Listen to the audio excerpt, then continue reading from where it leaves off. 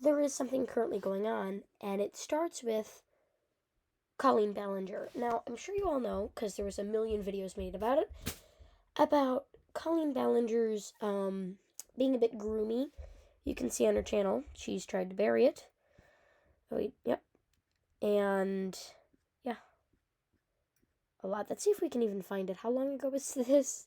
9 months ago. Okay. Scroll all the way back. I don't know how frequent she posted before this. My kids think I'm some dash. Yeah. You can see, up there it goes. She's kind of tried to kind of mask it, and I don't blame her. You know, it wasn't good. But basically, it started with Colleen Ballinger. So, why does every single thing start with Colleen Ballinger nowadays? Essentially, Jojo, when confronted, let me see if I can pull up the clip. Probably going to see all the air quotes research I did for this. Oh yeah, you can see. I love Dance Moms. Okay.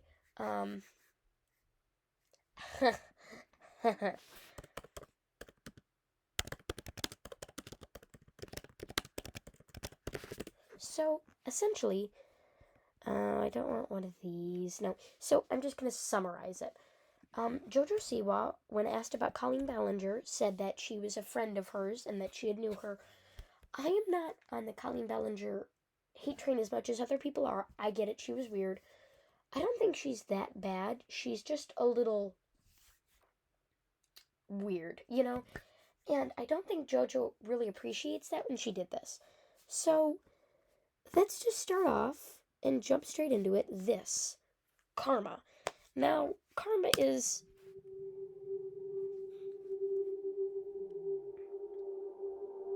copyright. So, essentially, karma is this new brand identity that she's going with. It's this.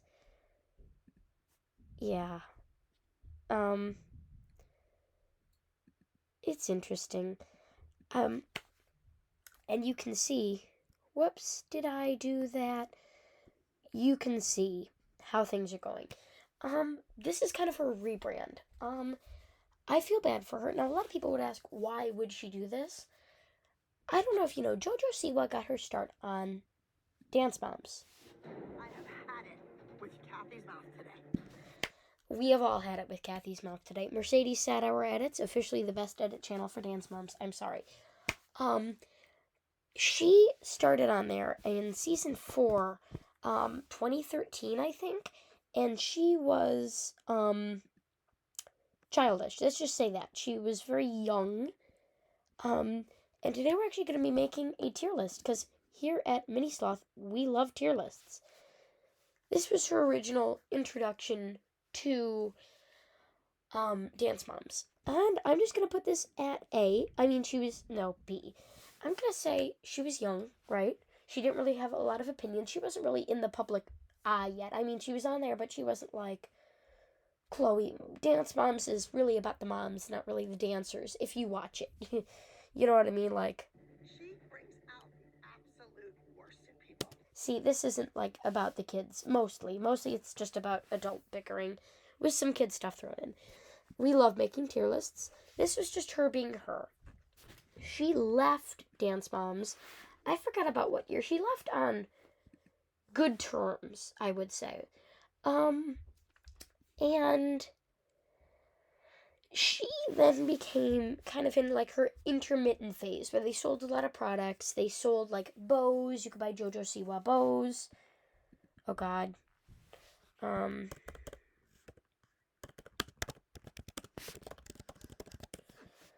So as you can see, they had like this. All of this crap. They sold all of this originally. Now you can see the BU. We're getting into the next phase. Jojo Siwa got into kind of a Toyota trim levels. Ha. Okay. Jojo Siwa got into kind of this phase in between the intermittent phase.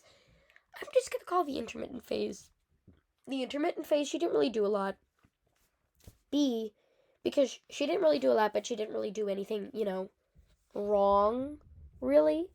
She didn't do anything, that bad. Now, I'm sure these photos are dated. They just represent what I'm trying to here. There's this XOMG thing, see what presents that she kind of backed, and it turned out to be a lot of abuse. They're not child abuse. This isn't quiet on set, okay? But there were kids auditioning, and it was a very toxic environment, which is surprising considering she. Including me. Considering she, dare I say, grew up on Dance Moms, which is, if you don't know, Absolute worst in people, including me. Stop! Oh, stop. Who It's wants to a- hear your mouth? it's a very loving environment. No, I won't say XOMG was as bad, but it was bad. They did not feel that they were treated very well, and a lot of times it was very competitive in a not very good way. And so, dancers allege physical, mental torment. So, I'm actually going to rate this. Here's the unfortunate thing. Entire life, Jojo Siwa has been taken for a ride. And I don't mean like in any dirty way. I mean, first it was Colleen Ballinger who was friends with her. Colleen used her. I'm not saying that like they got on a call at 2 o'clock in the morning and decided to do a press stunt. I'm saying Colleen convinced her that they were friends. Was Colleen and Jojo Siwa best friends? To Jojo Siwa, yes. To Colleen, maybe. I'm not saying Colleen is bad in this particular situation. I'm saying there is a chance that their relationship was not entirely two-sided. And in this intermittent phase, Jojo got kind of taken through a loop by her parents and thrown by a loop, and all of her, like, it's mentioned in a lot of YouTube videos. Like here, if we go to Jojo Siwa, all of these videos, all these videos are usually about Dance Moms, as she now is in. And a lot of them, yeah, see, Brett's on it, XOMG Pop, wow, a lot of XOMG Pop. Mercedes Sour, see, you get a lot of Dance Mom stuff. The intermittent phase wasn't really a lot, but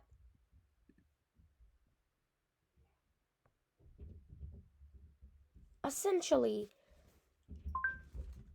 she kind of, sorry about that. Essentially, she really didn't know what she was doing when she made all of those products. I'm going to move them up to A. When you look at it face value, oh, she's a child, she's making all these products for people. Oh, she's exploiting them, getting them to buy stuff. It's not her, okay? Or at least that's what I'm not trying to get all Krusty Krabs, detective team here. That's what she wants us to think. No, that is truly what I believe her marketing team wanted to do. Next, we're getting into the kind of, she's growing up, right? She's not a child anymore. I'm going to put this at B.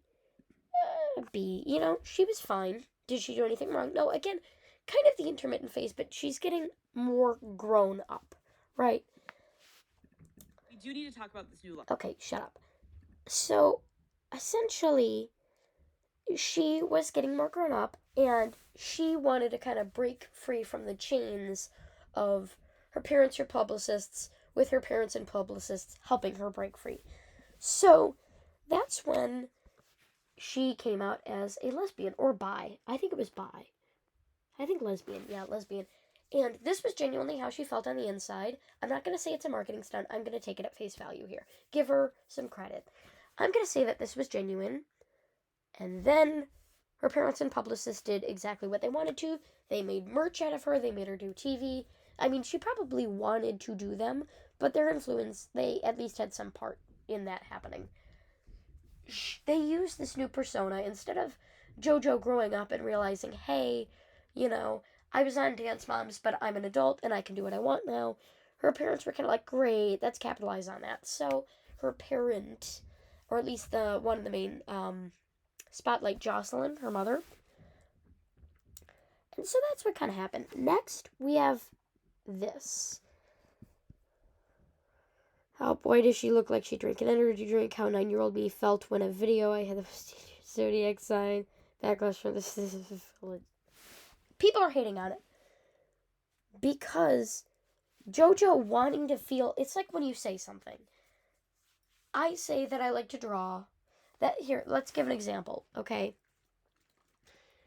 I say, like this let's say I meet a random stranger, and I say that I like to draw. Oh, so you're gonna buy one of those EVs, and you're gonna be a hippie, and you're gonna chain yourself to a tree. It's like that. She wanted to feel more grown up. Oh, I've got to write this one. See, it had good intentions behind it, but it came out as very fake. Very, very, very fake. I'm glad that she was being her, but again, her being taken for a ride, through a loop, I'm gonna say, by her parents' publicists, a bunch of yes men. Not yet, right? She was grown up, but she wasn't that grown up yet, right? They were still kind of influencing her actions. And then this time, she wanted to do something big. She's all grown up now. And that is how we got here. This big, gigantic video. Yeah, that's how we got here. Her taking a song that had already been made. I forgot her name. Brit, I think it was. She made the song back in like 2012, and Jojo took it. And I'm not saying illegally, but she did. They are objectively, to anyone with ears, the same song, and she used that. And here is where her, I'm just going to call publicists, took her sort of for a ride. They really tried to market this. She wanted to grow up. They came up with this idea. A lot of people seem to think that this was originally her idea of her wanting to do this music video and her wanting to release Karma. I think it's much less likely that she went out, found Karma, was like, oh yeah, let's do that. I want to be more grown up now. And then her publicist saying, hey, we can buy the rights to the song, you can sing it, and then you can be all grown up. Ooh, and then we can secretly market you without you knowing. Well, with you knowing, but you don't really get it. So I think that's what happened, more likely, than just her one day waking up and deciding, I am a grown-up now. But something really interesting that I have to mention here is the fakeness of it all. Jojo Siwa's new era, I will say, feels very fake and disgenuine. Like almost all of them have, except for the original two, right? The intermittent phase where she was off of Dance Moms and the time that she was spent on Dance Moms. They both felt fine. The rest of these felt kind of fake, I feel like it really shows how much her publicists, I'm throwing her publicists through a loop here, her team, I don't want to single people out, how much those around her wanted to make money, they had the opportunity and they just kept going with it. I believe her first appearance of fame was Dance Moms, and then she just kind of ballooned from there, merch, everything, and that was kind of interesting to see. This new era, it has her intentions behind it, but it's obviously not her. So, and then they have, let's just see, her TikTok. It's all this. Yeah, it's all been this for a while. And you can see all the way back, her latest YouTube short on Jojo Siwa, her official channel, is I Shouldn't Have Known Better. He's gonna fall in.